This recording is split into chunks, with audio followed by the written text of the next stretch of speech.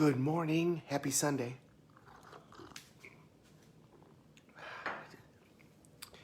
T's still sleeping, so we'll be quiet.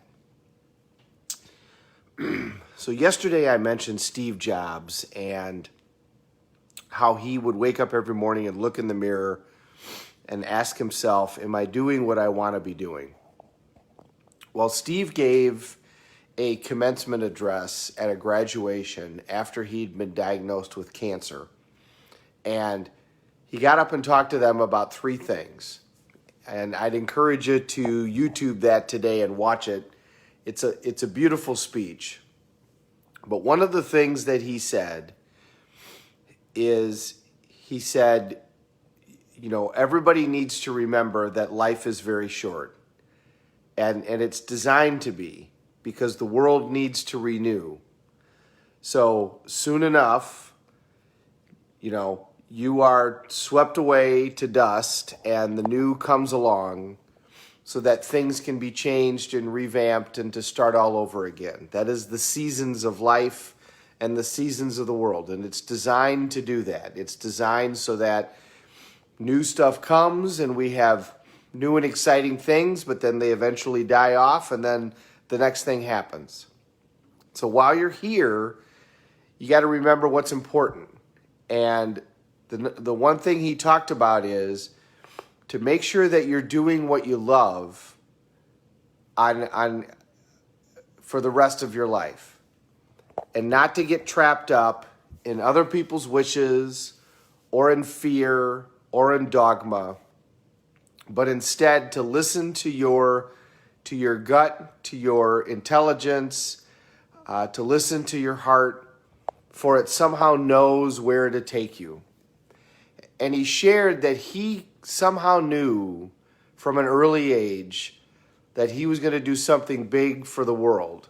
And he wasn't sure what that was, but he knew that somehow it was going to happen. And, you know, he went to college and dropped out, like many people who end up being super successful in the tech world. It's almost like if you want to be one of the richest guys in the world, you got to go to college and then drop out, especially Harvard. Go to Harvard and then drop out, and then you become one of the wealthiest people in the world. But even when he went to college and dropped out, he still had a belief that things were going to work out. And he said, you know, I ended up at this little college that was one of the number one colleges in the world in calligraphy. So since I was there, I said, I might as well take a class on this. And he goes, and I fell in love with it. And when I decided to do the first Apple, the first Macintosh, I insisted that it have different fonts, and I incorporated this calligraphy into it. It was a huge fight between him and the engineers and the people that ran the company, because it took a ton of space and it was very difficult to do, but he won and insisted that it happen. And then he went on to say, and because Microsoft just copied everything that we did, if it wasn't for the fact that I had dropped out in college, if it wasn't for the fact that I had been at this tiny college that happened to be the number one calligraphy college in the world, nobody's computer in the world would have different fonts and different writing styles, and none of that idea may well have ever have come to fruition. Those things had to fall into place in order for that to happen. The point of the conversation is if you tap into your gut, if you really sit and listen, Napoleon Hill in Think and Grow Rich called it infinite intelligence. You can call it whatever you want. This is where meditation comes into play, because when you sit and you're quiet, that's when the answers really come. That's when the truth comes. But if you follow your intuition and your gut, these things will connect up. And if you have your higher purpose, if you have the thing that you really want to do in your life, then your gut and your intuition will guide you on the path to get there. And many times it'll feel like you're not on that path.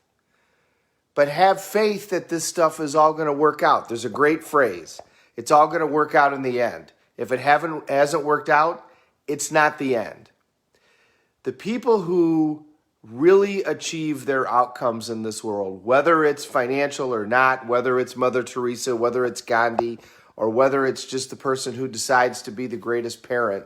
They don't know the path that they're going to be on that journey, but they know what they want. And they follow that with a burning passion and desire, and somehow the things all line up. And when you look backwards, you'll realize that, had it not gone that way, I wouldn't have ended up in this spot, and it wouldn't have been as good as it is. So I would encourage you today to think about a couple of things. Number one, watch the speech that Steve gave. It's a commencement speech that he gave at, I think it's the only one he ever gave, after he had cancer. Secondly, look back in your life. There's something in your life that you've accomplished now that at one point was a dream. There's probably several things, but pick something that was big, that you really strived for, and then you achieved it. You figured out a way to get there. And then look back at the path as to how you got there. And I'll bet that there's steps along that way that you really thought, wow, this, now I've lost my way, but somehow it all managed to work out.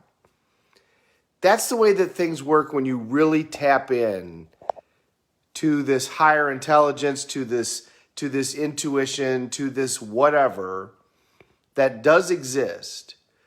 When you really find your purpose, then all of these things will start to come together. And even when it starts to look like it's not going to work out, because it will, that's when you've got to have your absolute belief and burning desire in your outcome and know that somehow this path will get you there, and somehow this side trail that you're on will actually benefit you, or somehow benefit the path at the end.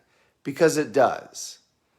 We can look back, I've talked about my personal growth opportunity. For years, I wanted to be somebody that didn't drink, that worked at the hours that I did, that had the energy that I do now, that was living at the health that I do now, but I never was able to get myself there. I wasn't able to walk away from alcohol long enough. I struggled with what I ate. I struggled with all of these things. And then the universe sent me enough leverage that I finally became that person. A lot of times your worst day actually turns out to be your best day, because that's the day that we are truly forged into the people that we are supposed to be. Problems are not here to punish us. They're here to drive us.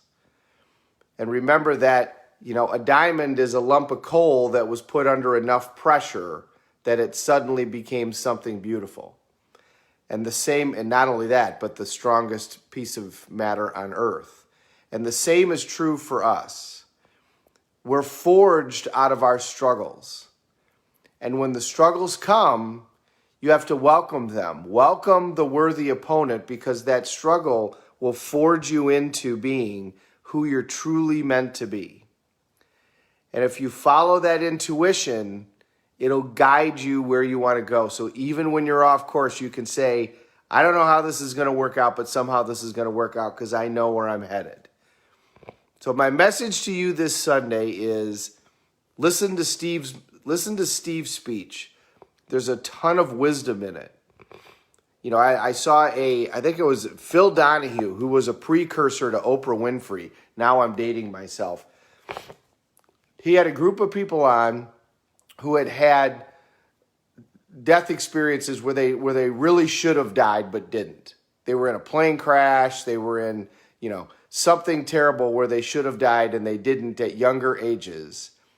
And they all ended up living these kind of extraordinary lives because they not only did they not have fear anymore, but they also realized that every day's a gift. And so they grabbed it. So they all went and did their dreams. One climbed Mount Kilimanjaro and one did, they all did stuff. And that's really was part of the message of Steve was you've got to go do the things when you can. Stop wasting time on nonsense and focus on the thing that's really important and go for it with all of your drive that you have. And then the second thing was what we just talked about. Trust that you're on the right path. Follow your gut, follow your dream, and trust that it's going to figure it out. So the second thing I'd ask you to do today is look backwards. Find a big goal and look at the path that got you to that goal. Because I'll bet there were times where it looked like you were not on the right path. But in fact, it turned out that you were.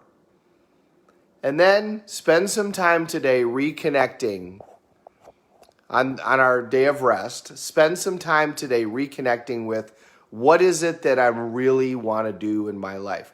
What is my main theme? If you have your mission statement, reconnect with it. If you have your primary question, reconnect with it. If you don't have those things, then buy Awaken the Giant Within and read it and figure out those things and connect with them this morning and put yourself back on your path if you're not. If you are on your path, reinvigorate and know that you're on the right path and you're headed in the right direction.